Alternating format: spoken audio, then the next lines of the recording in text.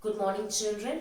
Today we are going to cover another important chapter of our English language. It's a comprehension passage. The chapter is chapter number 26, The Jester and the King.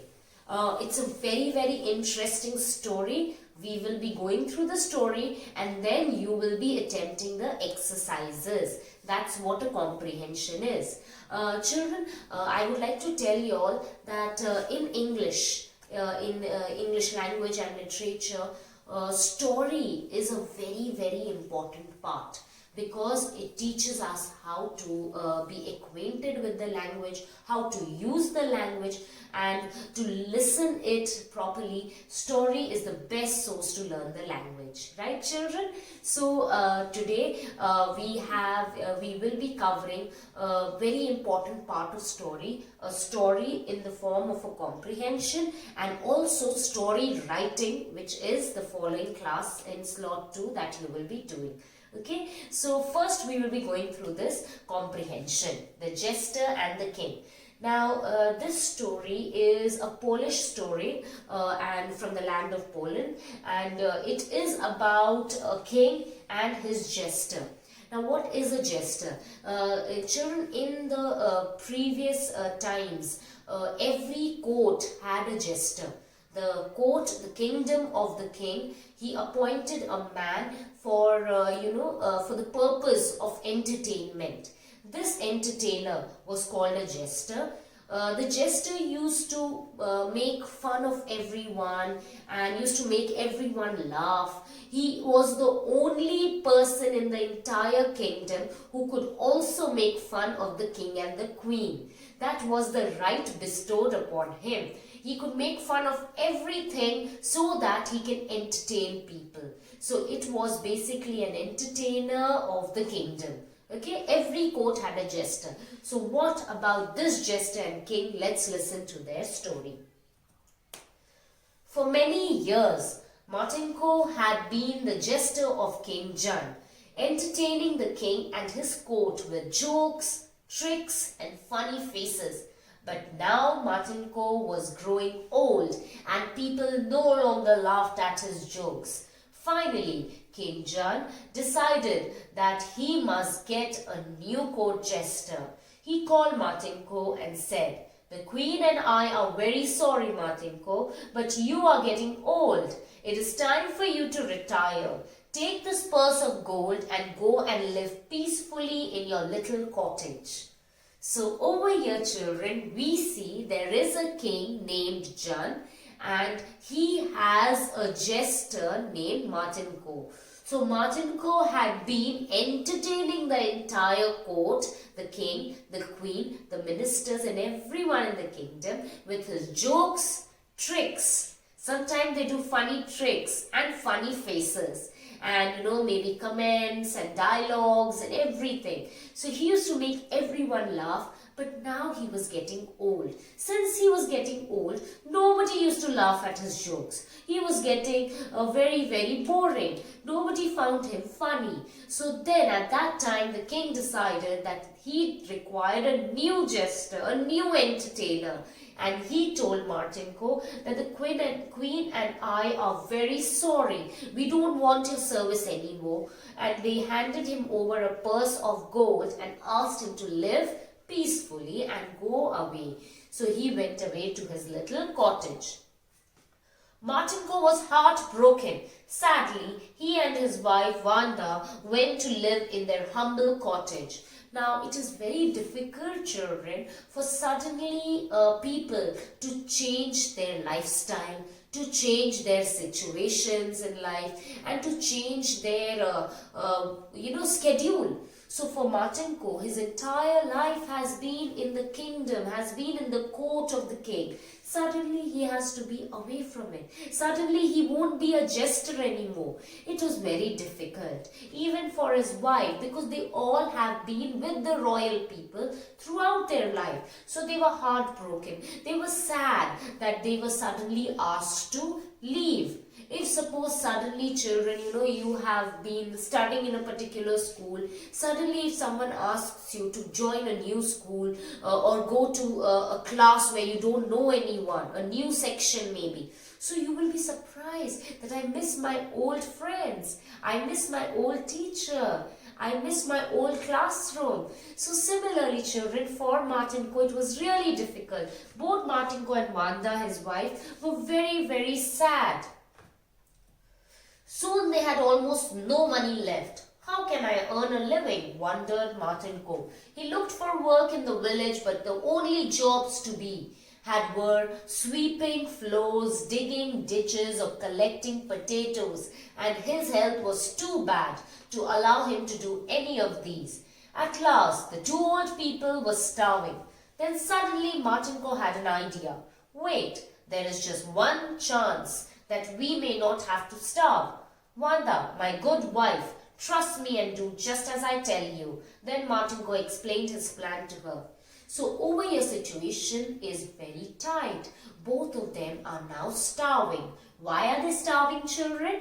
Because the king had given him a purse of gold, but that has been used up. They were using it for eating food, for their daily necessities, and now they don't have any money left, children.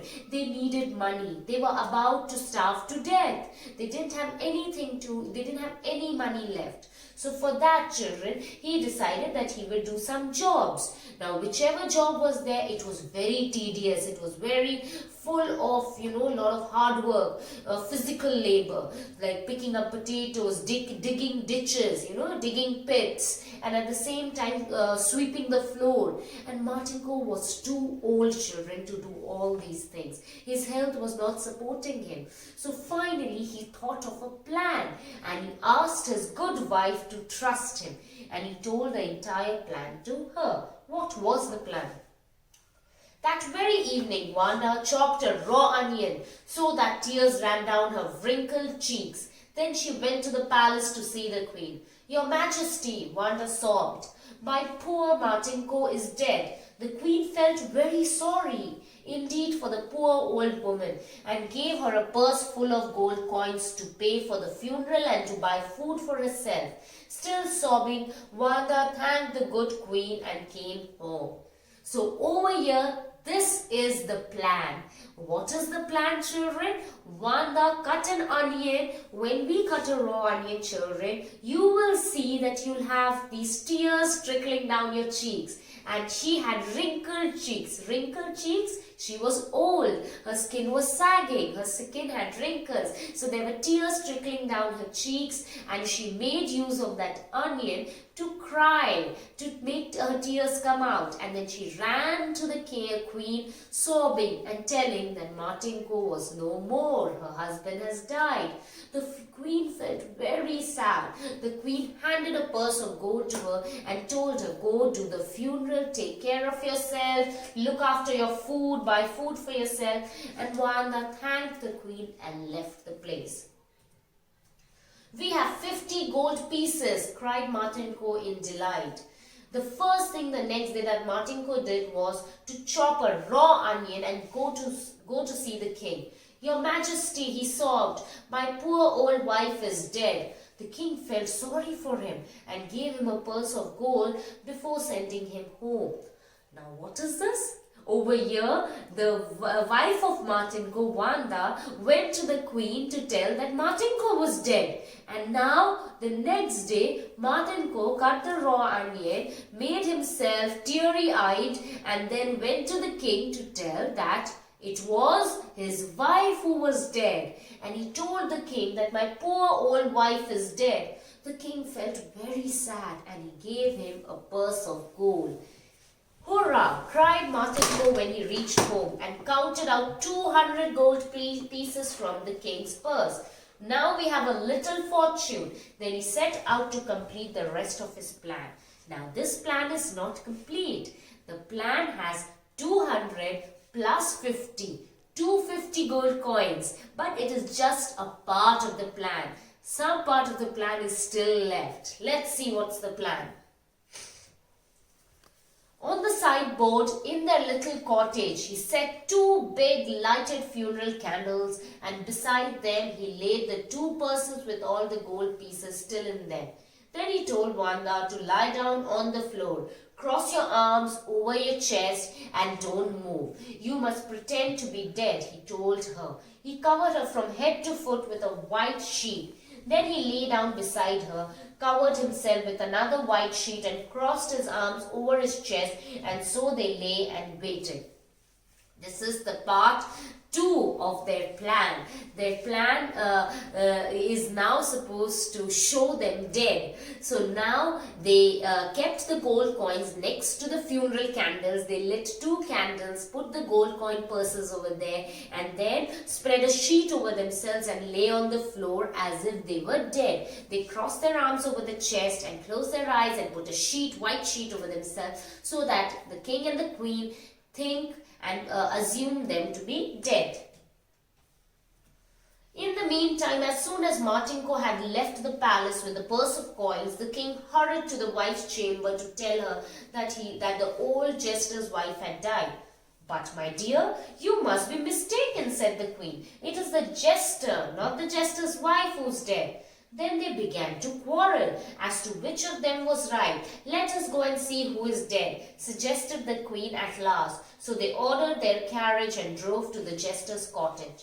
So over here now the confusion has begun, because the king told the queen that the wife is dead of the jester, and the queen told, "No, it's not the wife. The wife had come to meet me. It's the jester who's dead." And they started fighting because they were thinking the other person is lying. So to find the truth, they went to the cottage of the jester and his wife. Okay?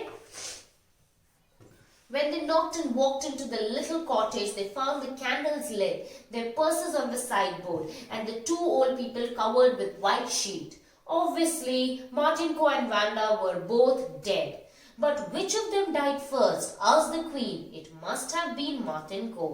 "No, it must have been Wanda," said the king. They began to quarrel again when Martinko jumped up from under his sheet and said, "Your Majesty, my wife died first, but I was dead before her." So this is the final part of the plan, the last plot, the conclusion.